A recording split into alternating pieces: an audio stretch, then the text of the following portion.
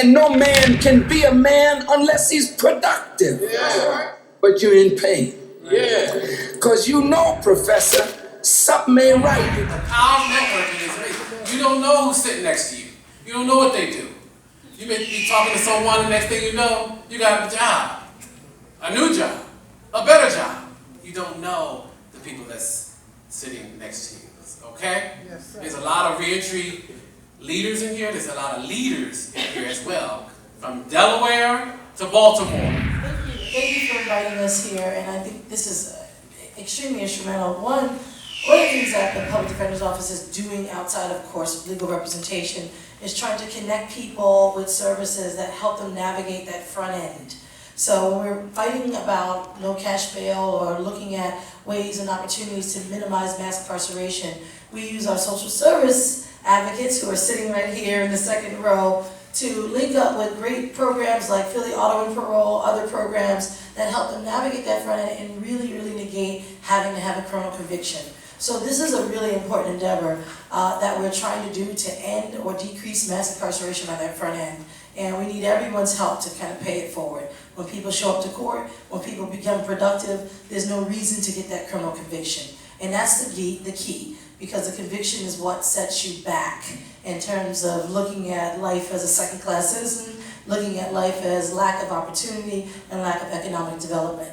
So this is really critical, I think, especially to our communities, because convictions are the catalyst to poverty. We're also doing re-entry, where we offer free expungements for those that qualify, and by those that qualify, anyone who's ever had a public defender or a court-appointed lawyer for any of their cases qualifies. Now, with further ado, I want to introduce Mr. Randy Kears. Well, first, I'm the founder of a company called Reentry Strategies, and we create prison reentry content materials for facilities and nonprofit organizations, and for families who have someone who's formerly that's incarcerated. And I'm going to be saying a lot in the video, so I'm very passionate about reentry. I'm a formerly incarcerated individual, and what you're going to see is my take on the state of reentry and some of the frustrations and some of the issues that I find in reentry. My name is Professor Carl Tone Jones, and I was invited here by Dr. Tracy McNair, and I'm enjoying the workshop so far, the presenters for the alternatives to recidivism, you know what I'm saying? One of the options that I like to present is my documentary called the Independence Day Project, which actually, it's a preventative tool. You start talking about recidivism, because the Independence Day Project talks about an empowered African-centered community that creates jobs, creates culture, or invigorates culture, creates a codified culture in terms of the way we deal with one another. And it also reinstills pride, whether you want to talk about civic pride or just a personal self-esteem about who you are. And a little over 2 years ago, I was coming home from a preaching engagement. I was coming from doing a revival in South Philly, and I'm coming home off the trolley. My wife had the car, so I'm coming off the trolley. I'm wearing clericals. I'm carrying a robe bag and a briefcase. Because not only am I a pastor, I'm also a practicing psychologist. So I was bringing home some patient files in my briefcase to do some work after the revival that night. I'm wearing full black, I'm a consecrated bishop, so I have on, purple shirt, the white collar, the whole nine, carrying a robe bag, whole everything, get off the trolley. Some cop pulls up next to me as I'm trying to cross the street to go to my house, and the first thing he says out of his mouth is, "What the F are you doing in this neighborhood?" Not, "Bishop, are you lost? What the F are you doing in this neighborhood?" So I said, "I live right here. All I'm trying to do is go to my house." He said, "Well, I don't believe you. Let me see some ID." So I said, "Here." I figured as soon as he said that my address was 1926 South 65th Street, then this would be the end of this conversation and I could go home. No, he chooses to run my name. And of course, my record pops up. So now you effing criminal, you're a fake preacher. They don't let criminals become preachers. Oh yes, they do. I don't argue with that with you, but we don't let criminals become preachers. We don't let you do all this you up here faking the funk somehow. I don't know what's going on with you, but I'm checking you out. Throws me up against the car, proceeds to pat me down, opens up my robe bag, and makes sure that $1,500 of my Renzetti investments my entire choir arrest end up in a mud puddle. Then opens my briefcase, starts pulling out my patient files that clearly say HIPAA-protected medical records on the front of them, and starts copying stuff out of them. Until my neighbor walks out, who happens to be a Philadelphia sheriff, and said, "Why are you buying them, Pastor Chris?" And so he turns to me and he says, "Listen, you need to ask for a supervisor, because he ain't supposed to be doing this."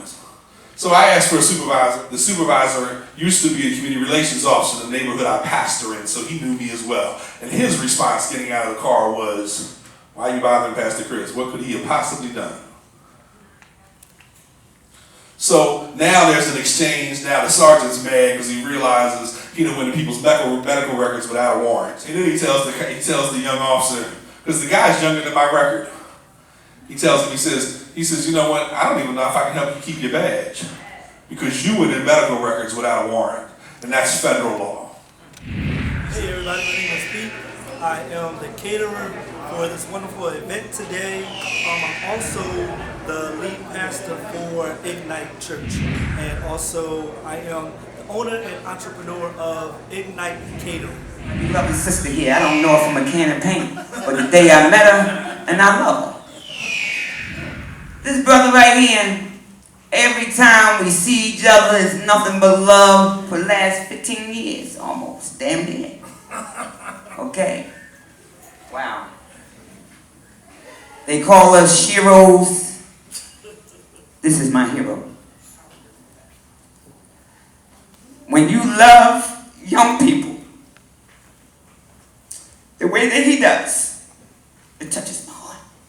I love you. John died. Every time I call, even to come to my house to a block party and stop the violence on the block, this brother's there. When I call him in the middle of the night because I'm crying about my son, my heart is broken. I don't know what to do. He's there for me. Yeah, I got a husband I've been married to damn near 40 years. But this is a different kind of relationship. You understand what I'm saying? This is different. This is my brother. This humble brother here, I met him today. Let me tell you something. You stay encouraged. God is not done with you. There is work for you right here in Philadelphia. You only over the bridge. God is not done. Eric, my mental health therapist, 12 o'clock, I think we was on the phone last night, 11:30. I call him for therapy. Cause I'm a little cray-cray. Doing this work make you cray-cray. You can't remember nothing, you can't think, you can't eat, you can't sleep. You always wondering, how can I, who can I, what can I? And it's hard when you're trying to do this thing because you find people that you trust, that you can work with, and that you know without a shadow of a doubt is not doing it for $1. We all up here a lot of times, we done went hungry. So it's not about $1, it's about saving lives. I talk about distance from captivity. I talk about being scared. I talk about being heartbroken. I talk about harm. But necessarily, what breaks your spirit may not break mine. So it's one by one. But the process is, what do you need 3 months from now to make you better? So you can go day by day, week by week, and month by month. But you have to specify what's making you feel harm. And don't keep relying on who did it to you. How are you going to make your way out of the situation? For young folks, it's about the work ethic. So if we show them how it is that you can work and make money and survive, my sons work for SEPTA and other folks, and they make more than me. So I can't talk to them about going to college. That will not work for them. So now we have to find things that work for young people so that they can understand how to make money. But we got to ask them, what do you want to do? I have a question about people who actually contact you after reading your book. Are you talking about evidence-based, are you collecting that information so that you can actually talk about the evidence? More people see other people making a change, Exactly. the more they will be encouraged and they will find a way to try to start making change. The system, they just sort of threw them away. They said, well, they're not going to do anything or do anything with their life.